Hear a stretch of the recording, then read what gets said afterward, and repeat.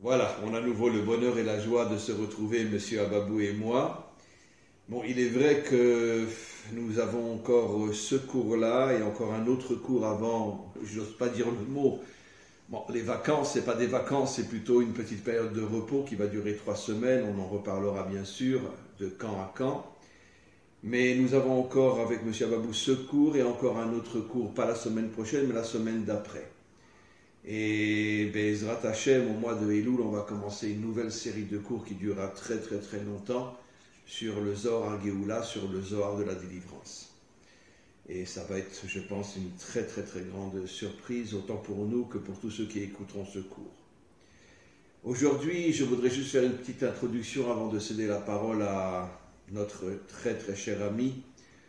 Comme je l'ai souvent expliqué dans de nombreux cours, et je suis bien sûr pas le seul à le dire, on vit dans un monde où aujourd'hui, on est de plus en plus conscient que tout ce qu'on voit n'est que l'extériorité de l'extériorité de l'extériorité, ça veut dire en vérité une vitrine qui n'a aucun sens. Et que la vraie réalité, elle est cachée à l'intérieur de ce que nos yeux nous montrent. Parce que nos yeux déforment tout. Nos yeux, n'oublions pas, sont de chair et de sang et ne nous montrent que ce qu'ils veulent et ce qu'ils peuvent nous montrer. Mais à l'intérieur de cette réalité, comme on le voit au niveau de la science, dont M. Ababou va parler aujourd'hui, il y a énormément d'énergie, de force. Toujours l'exemple idiot que je donne, on peut avec un portable parler avec quelqu'un en Amérique, et ce quelqu'un voit toutes les énergies qui branchent les deux portables à des milliers de kilomètres de distance. Non, nos yeux ne le voient pas. Mais il n'y a pas que des énergies matérielles dans ce monde. Des énergies cachées, il y a aussi des énergies spirituelles, comme on en a souvent parlé, positives et négatives. Par exemple, la sorcellerie, telle qu'en parle la Torah, ce sont effectivement des énergies qui existent et qui détruisent le monde. Alors évidemment, pas tout le monde a la capacité et la possibilité de dévoiler ces énergies. De la même manière que du côté du bien, seuls les grands justes arrivent à dégager des énergies positives qui construisent le monde. Mais quoi qu'il en soit, dans ce monde, l'essentiel de la réalité est caché. Et je rajouterai juste une chose aussi, c'est pour ça que dans le couple, par exemple, l'homme, tel que l'expliquent nos maîtres, est la dimension visible, et la femme est censée être plus la dimension cachée, mais on le sait, qui est la plus grande force du couple, l'homme ou la femme, c'est la femme bien évidemment, parce que justement, elle est cette dimension cachée. Et tout ce qui est caché a beaucoup plus de force que ce qui est dévoilé. Et donc, on doit s'habituer, je termine, aujourd'hui plus que jamais, surtout qu'au moment de la délivrance, on va avoir une telle découverte qu'on n'arrivera même plus à regarder un mur, on n'arrivera plus à regarder une voiture, tellement on aura le sentiment qu'on voit du mensonge et que toute la vraie réalité est derrière ce que nos yeux nous montrent. Et d'ailleurs, c'est ce qu'on dit d'ailleurs 2 fois par jour dans la prière. Arrêtez de suivre vos yeux, car vos yeux vous trompent. Dans le schéma Israël. Dans le schéma Israël, dans la prière la plus importante d'Israël depuis des millénaires. Et donc, voilà, je vais céder la parole à notre très très cher ami pour rentrer plus profondément dans ces détails de ce qu'est la véritable réalité. À vous la parole, cher ami. Bien, Rav, bonjour. Je suis toujours très très heureux de vous rencontrer. Permettez-moi, avant de rentrer dans ce sujet-là, de parler d'un de mes maîtres, qui s'appelle M. David Saada. Baruch Hashem, que Dieu le protège, que Dieu lui donne une longue vie. C'était l'ancien président du FSJU, Fonds social juif unifié. En France. En France, à Paris. Et depuis les années 2000-2005, il s'est mis à écrire, et notamment un certain nombre de livres qui font aujourd'hui, qui ont pignon sur rue aujourd'hui, comme par exemple Le Point intérieur ou La Trace du Sinaï. Alors Le Point intérieur, c'est un livre qui va expliquer à travers la Kabbale, à travers les textes sacrés, y compris le Ramchal et tous les grands tzadikim, la paracha Shavua de la semaine. Mais La Trace du Sinaï, c'est quand même quelque chose de très judicieux et très profond. Il s'agit de trouver quelle est l'essence même de l'antisémitisme, l'essence même de la judéophobie. Et dans ce livre-là, donc je vais citer un certain nombre de choses, Eh bien, il explique que dans cette judéophobie, il y a, si vous voulez, 3 phases. Il y a la phase de l'anti-Torah, il y a la phase de l'anti-peuple et la phase de l'anti-sionisme, de l'anti-terre. D'un côté, on est aujourd'hui anti-sioniste, comme auparavant, au temps, disons, post-biblique, on était anti-Torah. Juste pour confirmer ce que vous dites, Rachi explique que la source première dans la Torah, il le dit, je ne sais plus dans quel paracha, que la source première de l'antisémitisme, c'est l'anti-Dieu. Exactement. Ça veut dire que les antisémites ne veulent pas le vrai Dieu. C'est ça. Ils ne veulent pas un Dieu qui est associé à nous dans ce monde. Exactement. Et comme ils savent que la mission d'Israël est de dévoiler Dieu dans ce monde, exactement. Étant contre Dieu, ils sont contre son envoyé qui est censé le dévoiler dans ce monde. Exactement, exactement. Évidemment, je montre le livre, je me permets de montrer le livre, d'accord, la trace du Sinaï, hein, ok. Et donc, dans ce livre-là, monsieur David Saada dit une chose grave que vous venez de dire d'ailleurs.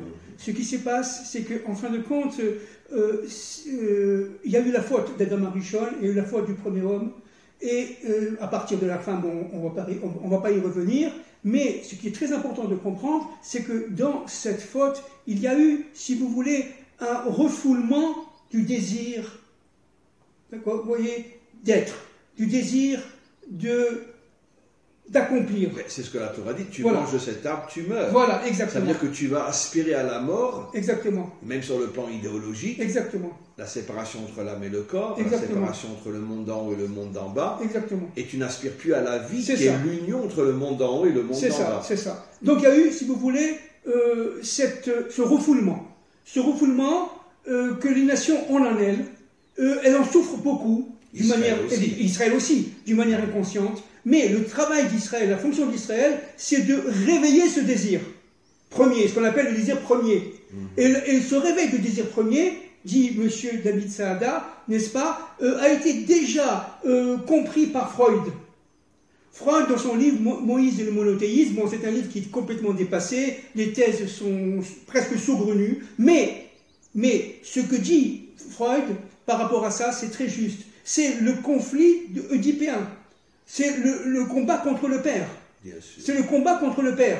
C'est-à-dire, véritablement, les nations qui sont, entre guillemets, descendants de ce père, n'en veulent pas, veulent se libérer de leur père, c'est donc le complexe d'Oedipe. C'est la révolte de l'adolescence. Exactement. Notre monde vit dans l'adolescence, jusqu'à la délivrance finale, il va rentrer dans l'âge adulte. Absolument. Et il va reconnaître ses parents. Absolument. Alors, nous sommes encore dans l'adolescence, y compris Israël, bien entendu. Nous sommes encore dans l'adolescence. Donc, à partir de ce moment-là, ils ne veulent pas d'un peuple révélateur de leur propre manque, de leur propre insuffisance, de leur propre déstructuration. Donc, ça les rend quelque part complètement fous. Parce que, tout simplement, à chaque fois que ce peuple existe, il y a tout simplement en eux la capacité de comprendre leurs fautes. Ils n'en veulent pas. Donc on remet en cause toute leur inconscience. Bien que les Juifs et leur vécu authentiques sont minoritaires dans chaque génération, et Dieu sait qu'on le sait, il suffit d'étudier le Nar, la Bible, pour voir que dans chaque génération, il y avait que quelques centaines de justes parmi tout le peuple d'Israël. Aujourd'hui, il y en a encore moins que ça. Mais malgré tout, en vérité, on pourrait dire les vrais messagers d'Hachem, et ce qui dérange les antisémites, et pour ça ils s'attaquent à tout Israël, parce qu'ils ne savent pas repérer qui sont les vrais et qui ne sont pas les vrais. Exactement. C'est parce que dans chaque génération, comme le Baal Shem Tov, comme Rabbi Nachman de Breslev, comme le Rabbi Lubavitch ou d'autres, il y a toujours eu des messagers du Dieu authentique qui dérangent l'humanité tout entière. Absolument. Absolument. Alors regardez, une première citation à la page 110 de ce livre, La trace du Sinaï. Regardez. L'histoire est un processus de libération spirituelle. Un processus dans lequel l'engagement actif de l'homme est requis. Actif. Actif, bien sûr. Le côté féminin est requis. Cet engagement est une réparation de l'échec du désir premier. C'est exactement ça. Nous sommes venus dans ce monde pour réparer l'échec du désir premier. Nous étions au temps d'Adam et expliquez un peu mieux quel était ce désir. L'union entre l'âme et le corps. Mais bien sûr, le désir de la mort. Mais évidemment, que dit le Harizal? Que dit le Harizal? Betsal mot, c'est Betsalem Vav. Le ribour. C'est le ribour. C'est le Vav à ribour. D'accord? C'est-à-dire qu'il a séparé le Vav de Betsalmo. Et à partir de ce moment-là, c'est Betsalem Vav. C'est d'ailleurs la raison pour laquelle Rashi explique que Yaakov Avinu, c'est une métaphore, a volé le Vav de Eliyahu. Exact. Et il lui a dit, je ne te le redonnerai que quand tu amèneras la délivrance. Oui, exactement. Le Vav est le symbole de la délivrance. Absolument. Puisque en hébreu, le Vav fait allusion à l'unité des contraires. Ben oui, mais ce sont les 6 jours de la création. Ce sont les 6 jours de la création. C'est le rapport entre le ciel et la terre. Vav. Mais bien sûr, c'est le ciel et la terre. La valeur numérique du Vav, c'est le 6. Les 6 jours de la création où se dévoile l'unité du monde. Jusqu'à la faute de Adam. Jusqu'à la faute de Adam, qui s'est passée évidemment à la veille du Shabbat. Bien sûr. Juste à la veille du Shabbat. Alors, on reparlera tout à l'heure de l'âne de Balaam. Alors, deuxième citation pour finir, elle est un peu longue, mais elle est très intéressante. À la page 168 de la trace du Sinaï de M. David Saada. La répulsion d'Israël est produite au sein même de l'inconscient collectif des nations par les forces négatives qui tentent de préserver l'asservissement qu'elles font subir aux étincelles de sainteté. Même dans leur propre peuple. Absolument, absolument. Mais c'est ce qu'on veut aujourd'hui avec la mondialisation. Ils veulent en aucun cas que les peuples se réveillent. Ils veulent nous rendre des moutons, ils veulent nous rendre des esclaves. Excusez-moi, je continue. La source profonde de la judéophobie est cette opposition des forces négatives à la libération du désir premier. Qu'est-ce que ça veut dire le désir premier en un mot? C'est-à-dire, enfin, dans le désir de servir Hachem, le désir de concrétiser sa volonté. De connecter, oui. Servir Hachem, qu'est-ce que ça veut dire? Ça veut dire de le connecter, de le révéler dans ce monde. De le révéler dans ce monde, dans le monde de la matière. Alors, à la libération du désir premier, le don de la Torah attire les étincelles de sainteté, mais en même temps suscite l'opposition acharnée des forces négatives à cette libération. On a reçu ça au mont Sinaï. Sinaï, tout le monde sait ça, ça veut dire aussi Sina qui veut dire haine. La haine. À partir du moment où on a reçu la Torah, les dirigeants des nations ont poussé les nations à nous haïr. Exactement. Car le mot Sinaï veut dire aussi la haine. Exactement. On reçoit le bien d'un côté et l'explosion de la haine. Exactement. C'est par la rencontre des inconscients collectifs d'Israël et des nations que sont produits aussi bien le désir de délivrance des étincelles de sainteté que la réaction des forces négatives pour préserver leur emprise sur elles. Ça, c'est très important. C'est-à-dire qu'en fin de compte, par l'antisémitisme, par la haine, par la déstructuration, j'allais dire aujourd'hui, par le fait que les élites puissent dominer le monde, eh bien, ça va réveiller les forces du bien qui sont dans l'humanité. Ça va réveiller des gens qui, aujourd'hui, normalement étaient endormis de siècle en siècle, de millénaire en millénaire, à la fin des temps de l'histoire, et vont être complètement réveillés par cette étincelle de lumière qui est en eux, n'est-ce pas? Ces mondes supérieurs qui sont en eux. Qui a besoin d'être écrasés pour se réveiller. Exactement, comme on l'a dit la semaine dernière, qui a besoin d'être écrasée, soumise, pour se réveiller. Et c'est exactement, c'est-à-dire qu'en fin de compte, grâce aux antisémites, il y aura le Mashiach ben David. Si on est là, c'est que grâce à eux. Voilà. Moi, je dis toujours, excusez-moi, bravo les antisémites. Sans vous, ça fait longtemps qu'on aurait disparu. Exactement. Merci, continuez à nous haïr, car comme ça, grâce à vous, on traverse l'histoire. C'est ça, parce que plus ils nous haïssent, et plus on se réveille. En 45, on sort d'Auschwitz, en 43, on renaît sur notre terre. Vous comprenez, Rab, dans le cèdre dont on a parlé la semaine dernière avec Elisha, c'est exactement ça. C'est-à-dire, en fin de compte, l'antisémitisme, qu'est-ce qu'il fait? Il met du ciel dans le sel, mais il va tout simplement résolver le mal du monde. Il va faire guérir le monde. Bien sûr. Et c'est-à-dire qu'en fin de compte, du mal sur le bien. C'est comme un vaccin. Et c'est exactement. À part celui du corona. C'est comme un vaccin. C'est le mal. On prend du mal pour soigner. Exactement. Donc les antisémites sont le mal qui soigne Israël. Exactement. L'antisémitisme, qu'est-ce que c'est? Évidemment, tout ça c'est envoyé par Hachem. C'est-à-dire de la malédiction sur la bénédiction. Ils veulent nous maudire. Puis c'est Bilam. Ils voulaient maudire. Et ça s'est transformé en bénédiction. C'est Bilam. Alors attendez, je finis, on parle de Bilam. L'attraction et la répulsion, regardez. L'attraction et la répulsion ont une même cause. L'effet du don de la Torah, ce que lui appelle la trace du Sinaï. C'est quoi la trace du Sinaï? C'est le fait véritablement d'avoir été connecté à Dieu pour recevoir la Torah. Et c'est ce qui va se passer aujourd'hui avec la Torah de la délivrance, les premières tables de la loi. Il va falloir se connecter à Dieu, mais ils n'en veulent pas. Alors qu'est-ce qu'ils font? Ils veulent absolument nous rendre esclaves. Bien sûr. Et en Israël, ça marche. Mais bien, en Israël, mais malheureusement dans le monde entier, sur les deux composantes de l'inconscient collectif des nations. Au sein d'une même civilisation, l'attirance pour Israël vient des étincelles de sainteté et la répulsion des forces négatives. Fin de citation, Monsieur David Saada, qui est un de mes maîtres d'ailleurs. Voilà. Alors, revenons maintenant, Rav, à Balaam. En hébreu, on dit Bilam, en français, on dit Balaam. Balaam, évidemment, représente pour nous les forces négatives par excellence. Il vivait dans le monde, certes...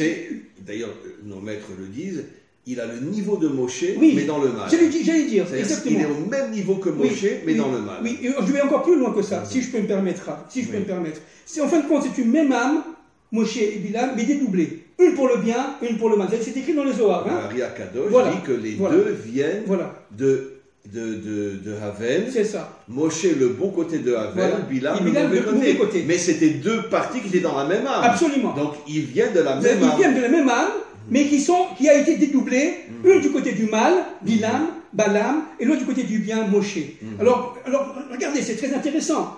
D'où vient l'âne de Bilam? L'âne de Bilam, bon, tout le monde sait ça, mais c'est écrit dans le Zohar, c'est extraordinaire, dans les Pirkei d'Eliezer, c'est un commentaire du Zohar aussi. Eh bien, d'où vient l'âne? L'âne a été créé avant le Shabbat. L'âne a été créé avant le Shabbat de Bereshit, de la création. On le retrouve chez Abraham, lorsqu'il va faire la Kedah, lorsqu'il va vouloir sacrifier son fils. Il prend son âne. Il prend son âne le matin, etc. Comme Bilam d'ailleurs, il prend son âne le matin. On le retrouve chez Moshe. Bravo. Non, attendez, excusez-moi. Il prend son âne pour retourner en Égypte. Oui, absolument, excusez-moi. On le retrouve, 2 minutes.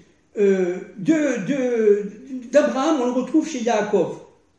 D'accord? Yaakov le met, le place. Où on voit qu'Yaakov avait un âne. Non, attendez, il a pris l'âne qui descend d'Israël.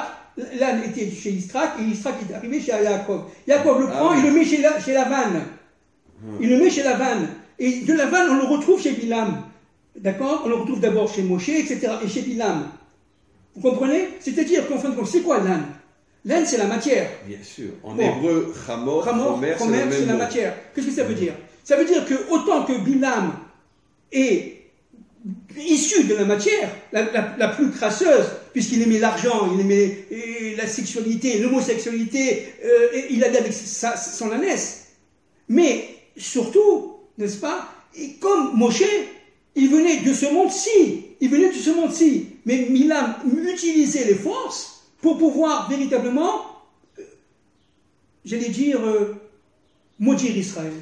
C'est la différence entre Moshe qui chevauche son âne et Bilam qui couche avec son âne. C'est ça. Ça veut dire que Bilam est au niveau de la matière et Moshe est au-dessus de la matière. Exactement. Attention, au-dessus, pas détaché de la matière, mais il se sert de la matière pour avancer. Bien sûr.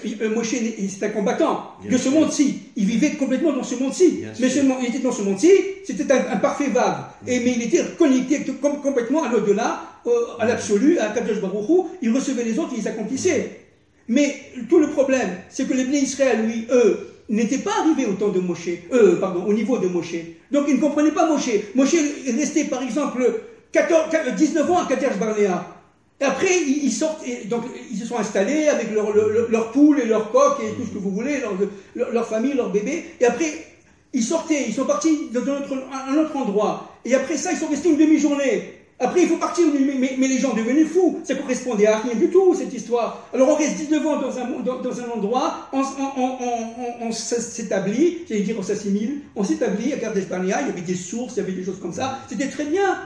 On rentre dans un endroit horrible, aride, en plein désert, et on reste une demi-journée. C'est toute l'histoire de l'exil d'Israël. Voilà, exactement. Le bon côté, le mauvais côté. Exactement. Et on reste dans une zone aride pendant une demi-journée. Et après ça, mais alors attendez, les gens ils sont devenus fous, ils ont dit maintenant on ne comprend pas ce que tu fais. Et Moshe tout simplement, il était tout simplement le réflecteur de la volonté de Dieu, c'est tout. C'était un instrument de la parole, c'est tout.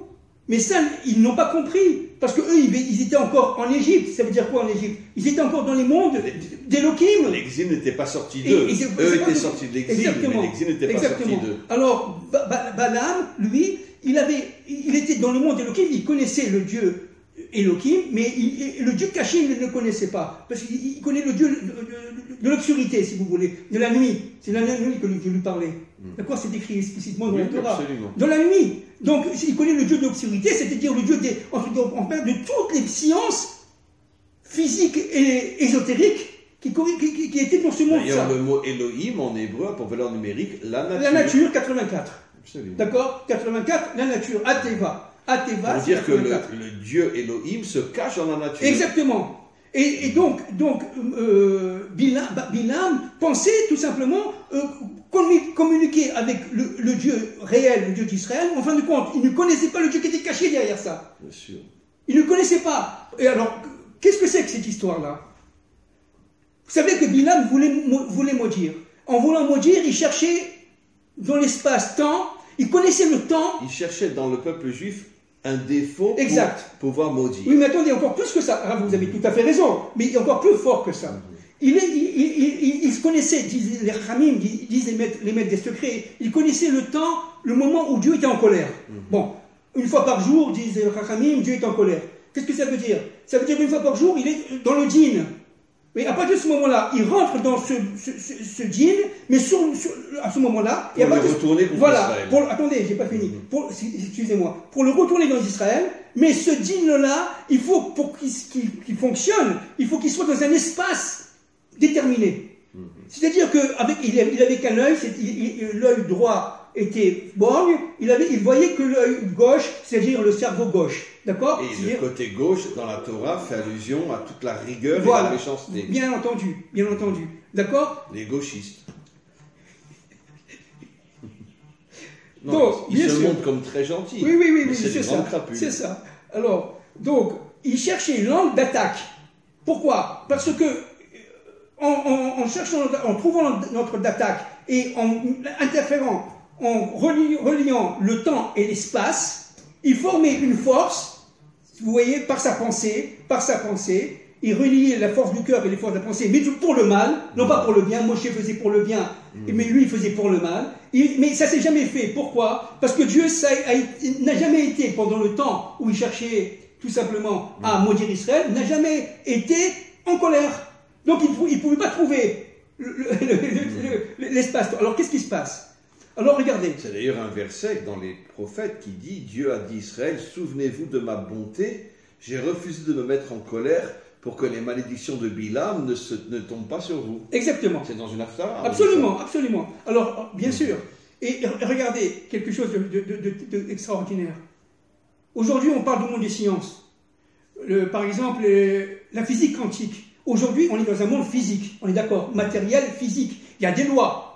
Si je prends ce livre, je le lâche, il tombe. D'accord? Bien. Mais en physique quantique, ça veut dire, c'est quoi la physique quantique? C'est l'ensemble des sciences qui correspond aux minuscules, aux protons, et à l'infiniment petit. Mais dans l'infiniment petit, les lois de la nature ne sont plus de mise. C'est-à-dire qu'un proton, il peut à la fois faire au même moment 2000 km et 1000 km. Chose qui, pour nous, est en dehors de l'entendement. Au même moment, il est capable de traverser... Ce qui prouve que le monde caché à l'intérieur de la nature ne fonctionne pas d'après la nature. Absolument. Ce qui veut dire, c'est ce que nos maîtres appellent le Oraganum, exactement. La lumière cachée. C'est exactement ça. Ça veut dire qu'il y a plein de forces spirituelles dans le monde de la nature qui ne fonctionnent pas selon les règles de la nature. C'est ça. Alors, ce qui est très intéressant... Et on le voit même au niveau de la science. Ben oui, alors au niveau de la science, je parle cette fois-ci au niveau vraiment scientifique. Bon, je ne suis pas un grand connaisseur, mais j'ai quand même pas mal étudié les sciences quantiques, depuis Einstein jusqu'à aujourd'hui, n'est-ce pas? On n'arrête pas de chercher. Que disait par exemple Einstein? Il disait, mais vous ne voyez pas qu'il y a Dieu derrière tout ça? Ça, c'était Einstein. Et ce qui est très intéressant de comprendre, c'est qu'en fin de compte, ce proton, ou cet infiniment petit, cet atome infiniment petit, n'est-ce pas, qui n'a eu pas les règles qu'on connaît nous. Il était capable à la fois de tourner autour d'un cercle, point par point, et de faire le cercle en même temps. Vous comprenez? Ça veut dire qu'on est en dehors du temps et de l'espace. Deux choses contraires. Exactement. Deux choses contraires. Ce qui correspond dans les sphirotes à la sphère de Tiferet. Oui, exactement. Qui est l'union des contraires. C'est exactement ça. Absolument. C'est exactement ça. Et la force de Yaakov, ça a et été toute la de réunir. délivrance dépend De de ça. la capacité de dévoiler Voilà. justement l'intériorité de la nature qui correspond à la sphère de Tiferet. C'est exactement ça. L'union des contraires. L'union des contraires. Alors évidemment, ça s'appelle le champ quantique. Alors nous sommes tous, si vous voulez, des formes, de la matière, mais en fait, au temps du Mashiach ben David, on comprendra exactement que nous sommes tout simplement, comme un mot de la Torah, des forces cristallisées en matière. C'est-à-dire des énergies cristallisées qui prennent la forme d'une matière. Au niveau de notre extériorité. Oui. Mais quand on va arriver à pénétrer notre mais intériorité, on va être au-dessus de la nature. Bien sûr, on va être complètement. Pourquoi? Parce qu'on va intégrer les autres mondes. On va utiliser les autres mondes. Quelqu'un qui, si vous voulez, quelqu'un qui passe de ce monde-ci à l'autre monde, comme on dit qu'il meurt, ça veut rien dire, mais enfin qu'il meurt. Qu'est-ce que ça veut dire? Il passe d'un monde à un autre. Évidemment. Mais dans les autres mondes, ils sont où? Et c'est ça la force, c'est qu'ils sont dans notre monde. Mais seulement dans notre monde, on ne le voit pas. Pourquoi? Parce qu'on n'a que des yeux. De chair. De chair. Alors vous avez le champ. Oui. Alors qu'est-ce que c'est qu'un champ quantique? C'est d'une manière extrêmement synthétique. C'est en fin de compte un ensemble d'énergie, de forces, qui se relient les unes par rapport aux autres, regardez, comme les champs neuronales, les neurones, et qui, à partir de ce moment-là, forment une force incommensurable. Alors pour le bien ou pour le mal. Pour le bien ou pour le mal.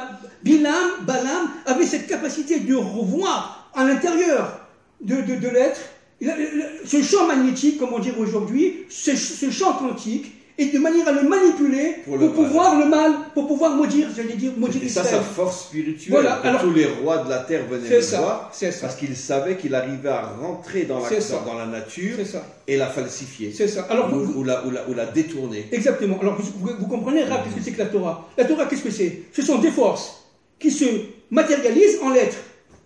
Vous comprenez? Qu'est-ce que c'est qu'une lettre? C'est le corps, comme nous le corps, vous voyez? C'est une corps. C'est pour ça que lorsque on prie sans être concentré, on n'a rien fait. Pourquoi? Parce que l'esprit est formé, la pensée est formée absolument de cette capacité créatrice. De créer quoi? De créer tout simplement cette énergie, cette force, qui est en elle. Je prends un exemple.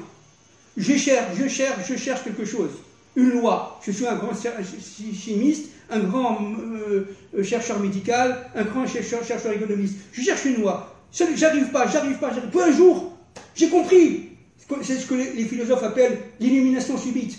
J'ai compris. Mais qu'est-ce que ça veut dire, j'ai compris? Ça veut dire qu'en fin de compte, nous on sait, c'est une force qui vient des autres mondes et qui vous amène la réponse. Absolument. À partir du moment où vous avez fait, évidemment, les premiers pas. Ça veut dire l'action. Par votre côté féminin, vous allez agir. Et par votre côté masculin, vous allez recevoir cette force qu'on appelle un ange, qui va vous porter. J'ai compris, c'est ça. C'est d'ailleurs pour ça que les secrets de la Torah s'appellent Kabbalah, voilà. Qui signifie je reçois. Voilà. Et en réalité, c'est vrai dans tous les domaines. Absolument. Bon, le savant orgueilleux va dire j'ai découvert. Tu n'as rien découvert du tout. Exactement. Tu t'es préparé à être le réceptacle de quelque chose qui vient complètement au-dessus de toi. Exactement, absolument. Et après, tu te l'appropries. Absolument. Voilà. C'est exactement ça. Et c'est-à-dire, cette révolution industrielle, cette révolution, y compris pour la révolution française et tout ça, qu'est-ce que c'est? C'est en fin de compte un réceptacle qui fait que, véritablement, le temps est arrivé pour dévoiler un certain nombre de choses, au niveau politique, au niveau social, dans le bien comme dans le mal. Tout vient d'en haut. Dans le bien comme dans le mal. Encore une fois, vous vous rappelez, je vous avais dit ici, vous avez les forces d'en haut, dans ce dessin, de Pardès, et les forces d'en bas. Mais ces deux forces sont relativement équilibrées l'une l'autre. C'est-à-dire, il faut savoir si on rentre dans le bête ou on rentre dans le Aleph. Mais donc, il est où le Aleph? Il est derrière le bête. Vous avez compris? Il est caché derrière le bête. La Torah ne commence pas avec la première lettre, mais la deuxième. Voilà. Comme pour dire que c'est à nous de retrouver la dimension voilà. cachée. Par la dualité, de trouver l'unité. C'est intéressant parce que la forme d'un Aleph, c'est un Yud d'en haut, le monde d'en haut, un Yud d'en bas, et le Vav qui réunit les deux mondes. Voilà, c'est ça. Qu'est-ce que vous voulez faire? Que voulait faire Bilam? Attirer les filles de Moab pour que les hommes d'Israël puissent aller avec elles. Qu'est-ce que ça veut dire? Excusez-moi, je demande pardon à tout le monde parce que je suis quelqu'un qui essaie d'être très pudique. Mais excusez-moi, c'est quoi un spermatozoïde? C'est un Yud. C'est la forme d'un Yud. Donc, mais c'est le sens de la vie. C'est la source de vie, le spermatozoïde. Donc, qu'est-ce qu'il a fait? Il a voulu prendre la source de vie et la mettre dans le mal, dans la prostitution. Absolument. C'est-à-dire qu'en fin de compte, ce Aleph, là, qui était quelque part le Yud d'en haut, très très élevé, inaccessible, grâce au Vav, il est relié au Yud d'en bas, plus ou moins accessible dans le monde d'Elohim. Lui, il a voulu l'utiliser parce qu'il avait accès à ce Yud d'en bas. Tout dans une poubelle. Exactement. Et prendre ce Yud et le jeter dans la poubelle. C'est exactement ce qu'il voulait faire. Et à partir de ce moment-là, de ça sort Hitler et se sort tous les dictateurs de l'histoire. D'ailleurs, vous savez que Vous êtes d'accord, Rav? Je vais confirmer ce que vous dites. Les maîtres des secrets, j'ai déjà fait plusieurs cours sur ce sujet-là, les maîtres des secrets disent que tous les grands criminels de l'histoire sont produits par les réunions, par les unions sexuelles impures. C'est ça. Qui dégagent des énergies. Exactement. Qui après se retrouvent dans des corps qui ont une apparence humaine, mais qui ne sont bien sûr pas des descendants de Adam, comme Hitler, comme etc. Et que Hitler a été produit par des millions de débauches qui ont dégagé des énergies qui se sont retrouvées dans son corps. Exactement. Et si vous voulez, s'il y a eu une Torah, et que c'est quoi la Torah? C'est l'ensemble des forces qui permettent, à travers des lettres, de dégager des énergies du bien, des énergies de la parole divine, pour le bien, pour le bonheur de l'homme. Alors, vous avez, après le veau d'or, vous avez compris que c'est le veau d'or, c'est la débauche. En fait, c'est la débauche. Dieu dit, mais attends, dans un monde de débauche, où tu veux, tout simplement, comme a fait Bilam, prendre le Yud et le jeter, n'est-ce pas? Eh bien, ça va pas. Ne crée pas le veau d'or. Crée le Mishkan, crée le tabernacle. Après la réparation. La réparation était le tabernacle. Donc, tout le problème, c'est pour ça que Bilam, c'est non seulement les forces de la parole déformée, la désinformation, si vous voulez.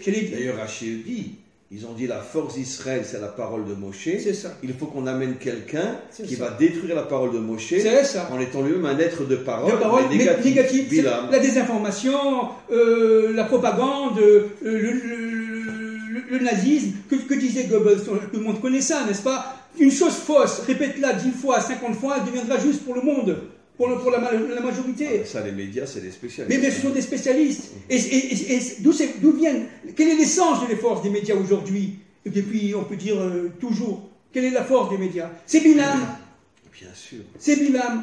Et d'ailleurs, nos maîtres nous disent dans le Talmud, Bilam, c'est la conversion de Bli'am. Exactement. Je ne veux pas de peuple. Exact. C'est le nouvel ordre mondial. Exactement. Toute l'humanité réunie dans un magma de mélange.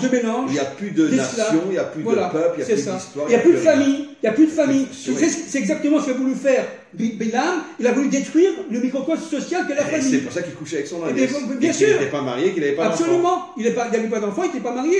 D'ailleurs, entre parenthèses, il a été tué par Pinchas. N'oublions pas, c'est très important.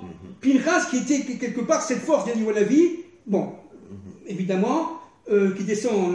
Il s'est réincarné dans Eliyahu Hanavi. Donc Pinchas, c'est le libérateur. Absolument. C'est lui qui vient préparer le terrain de la délivrance. Mais c'est lui qui va rentrer dans l'âme du Mashiach pour pouvoir sauver l'humanité. Absolument. En disant ça suffit. C'est le daï de l'histoire. C'est Eliyahu Hanavi qui va dire daï, arrêtons, ça suffit, on va à la catastrophe. Pinchas se réincarne dans le Mashiach. Mais bien sûr.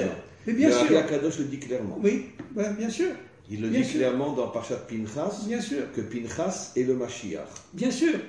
Donc, ce qu'il faut comprendre, et ça c'est très très très important, c'est que l'antisémite, non seulement il va, si vous voulez, provoquer la délivrance, mais lui-même, il va s'autodétruire. Bien sûr. Il va s'autodétruire parce que tout simplement, plus il se bat contre Dieu, parce qu'évidemment, comme on l'a dit, c'est un combat contre Dieu, nous ne sommes que des intermédiaires, que des instruments, que des intercesseurs. Mais eux, leur but, c'est ils ne veulent pas de revenir, comme dit le Rav David Saada, au temps du désir. Premier. C'est Nimrod qui a fait la tour de Babel, comme pour dire à Hachem, nous on monte le plus haut possible, et toi tu restes tout en haut, et tu restes tranquille. Tu restes tranquille. Ok, donc on revient à la Révolution française, etc. Mais ce qui est extraordinaire, c'est de Balak descend, route. C'est fou. De Balak descend. Ruth, ça veut dire de quelqu'un complètement... Et qui c'est Balak? On le sait. C'était le mauvais côté de Caïn. Le mauvais côté de Caïn. Et de lui descend la matrice de la royauté. Et j'ai même lu, dites-moi si c'est vrai, que Balak était le fils... L'arrière-petit-fils de... Le arrière-kadoshi, c'était l'arrière-petit-fils de Yitro. C'est ça, exactement. Un descendant direct de Yitro. Vous vous rendez compte? Mais c'est le seul de la famille qui a quitté la famille quand il a entendu que Yitro voulait convertir tout le monde à la Torah. Exactement. Et lui, il a refusé parce que c'était le mauvais côté de Caïn. C'est ça. Et il est parti. C'est ça. Et donc, non seulement c'était le mauvais côté de Caïn, mais en plus de ce Balak sort Ruth, c'est-à-dire la matrice de la femme de la délivrance. Mais là, il faut savoir aussi une chose importante. D'ailleurs, j'en ai parlé hier dans notre voyage sur les tombes des Tzadikim dans le Nord, qu'en vérité, que les plus grands maîtres d'Israël sont tous des hommes qui reviennent de l'impureté la plus grande. Bien sûr, Rabbi Akiva, descendant de 40 Sisra. 40 ans, qu'est-ce que tu dis, si je vois un rabbin, je le mords comme un âne. Vous vous rendez compte? Rabbi Meir, bien sûr. Onkelos, les maîtres de Hillel et Shammai, et combien d'autres? C'est un converti. Mais il descend de la famille de César. Mais bien sûr. Et Onkelos descend de la famille de Méron, si je ne me trompe pas, de Méron, il s'appelait Néron. Oui. Et où c'est Rabbi Meir, je ne sais plus. Mais en tous les cas, combien les plus grands maîtres d'Israël, c'était quoi en vérité? C'est des âmes capturées par l'impureté pour les empêcher de se dévoiler, parce que l'impureté savait que si ces âmes se dévoilent, elles amènent la délivrance. Exactement. Donc Ruth était en vérité kidnappée dans l'impureté de Balak. Mais de Ruth, quelle est la racine de Ruth? C'est une des filles de Lot. Oui, bien sûr. C'est une des filles de Lot. Elle descend de l'union entre la sœur aînée et son père. Voilà. C'est-à-dire, en fin de compte, quelque chose qui est absolument incroyable. Mais pour l'époque, on est dans l'époque biblique, disons, c'est un peu compréhensible parce qu'elle pensait que dans le bien, dans sa propre pensée, elle avait une bonne intention. Elle voulait sauver l'humanité. Elle pensait que, comme le Baboul, que il n'y avait plus rien. Donc, de cette d'ailleurs, il y a une marque-loquette entre les Harabim. De ce monde-là, de la fille de Lot, sort évidemment Ruth.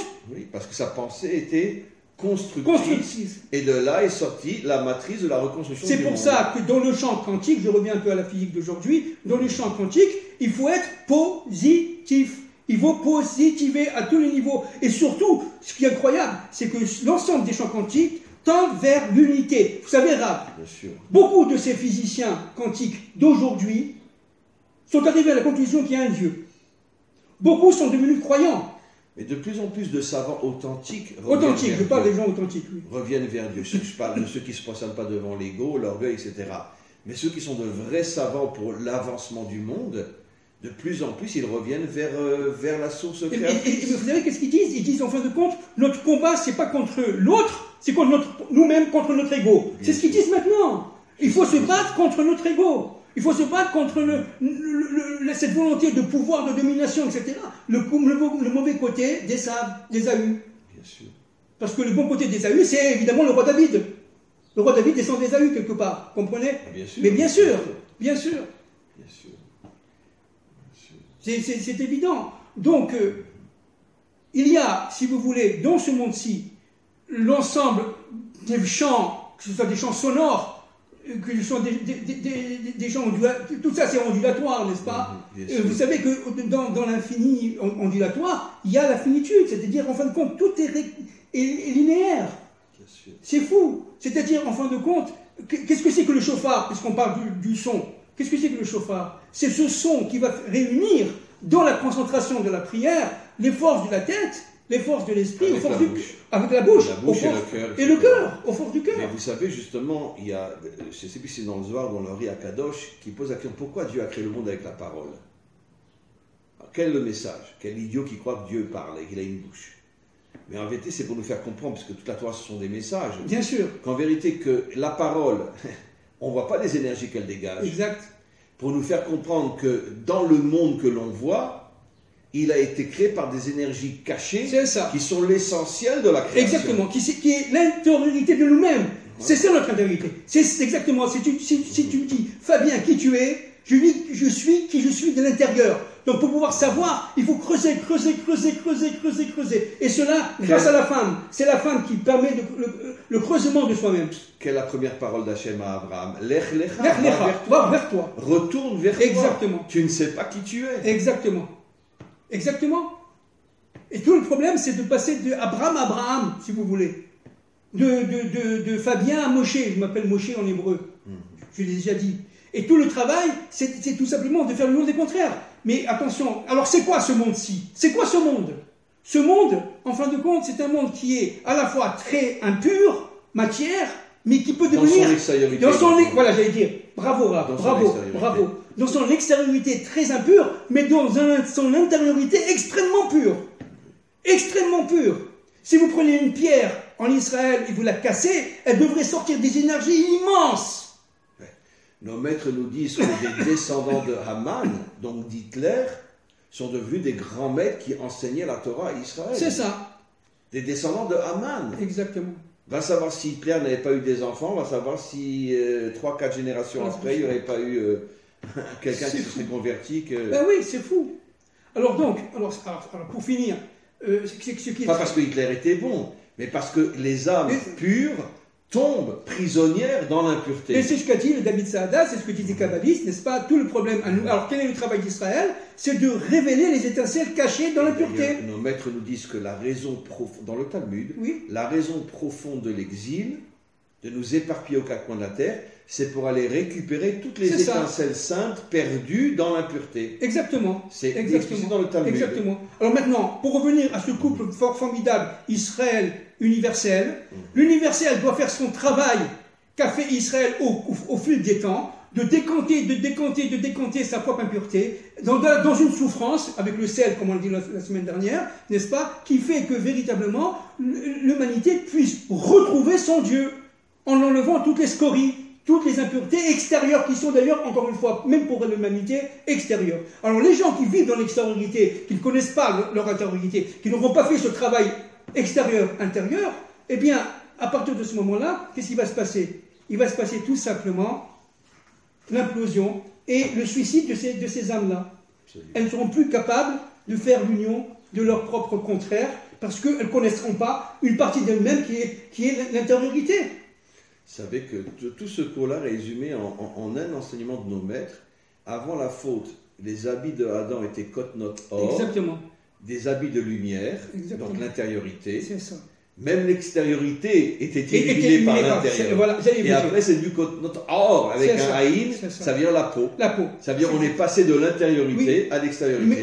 C'est ça la faute de Adam. Or, lumière, c'est avec un Aleph. Oui. C'est ça. On passe le Aleph au haïn. Voilà. Oui, le haïn, c'est quoi? C'est 70. C'est-à-dire, en fin de compte, les nations représentent cette extériorité. Et l'intériorité, c'est Israël. Jusqu'au réveil de la délivrance. Jusqu'au réveil de la délivrance finale. D'où le haïn de or, ça veut dire la lumière, la peau, et le aleph de or qui veut dire la lumière. La lumière, tout le travail, et l'unité. C'est l'unité entre le monde d'en haut et le monde d'en bas. Vous avez compris ce qu'a voulu faire Balaam. Il a voulu tout simplement dissocier le yud du bas au d'en haut et le jeter, comme vous dites tout à l'heure, à la poubelle. De manière à ce qu'il n'y ait plus jamais la jonction entre le haïn et le aleph. De manière à ce que l'habit d'Adam Arishon soit toujours une habit de peau et non pas une habit de lumière. Et c'est ça. Donc le Mashiach, c'est quoi? C'est à partir. Lui aussi viendra sur un âne. Mais bien sûr. Mais bien sûr. Mais c'est le même âme. Oui. C'est le même âme qui revient. Oui. C'est le même âme. Parce que, au niveau du sens profond, c'est l'âme d'Abraham, voilà, c'est l'âme de Bilham, c'est l'âme de David, c'est l'âme de Moshe, pardon. C'est l'âme du Mashiach. C'est ça. Ça veut dire comment tu gères la matière. C'est exactement ça. Est-ce que tu vis avec, c'est ça, ou tu t'en sers pour avancer? C'est ça. Voilà, c'est pour ça que le chauffard joue un rôle très important pour le réveil. On va bientôt passer au mois des Louls. Donc c'est la tchouva, comme on dit la tchouva. Mais sans tchouva, il n'y a pas de résurrection des morts. Il n'y a pas de résurrection des mondes. C'est pas possible. La tchouva, c'est cette force qui permet, grâce au son du chauffard, n'est-ce pas, de se réveiller et de comprendre qui on est à l'intérieur de nous-mêmes. Absolument. Donc il faut faire l'union entre l'extériorité, et ça, le serpent l'a vu. C'est pour ça qu'il a pris l'extériorité de la femme, pour pouvoir pénétrer l'extériorité de la femme étant, en fin de compte, les nations, et l'intériorité étant jusqu'à la fin du D'ailleurs, temps le verset le Israël. dit, il est arrivé à la faire tomber dans l'extériorité C'est ça. quand elle a vu l'arbre, Ta'ava le'enaïm, Exactement. le désir des yeux. C'est exactement ça. Ça veut dire le désir de l'extériorité. C'est ça. Et ça, c'est le Nachash qui l'a fait tomber Mais oui. dans l'extériorité. Mais oui, vous avez compris. C'est pour ça que Balaam n'avait qu'un œil.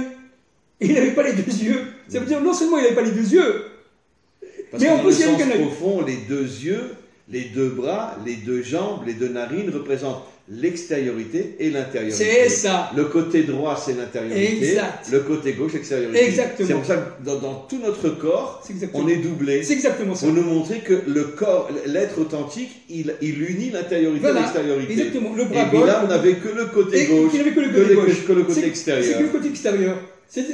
C'est pour ça qu'il allait avec les filles. Il devenait fou. Il devenait fou. C'est incroyable comment.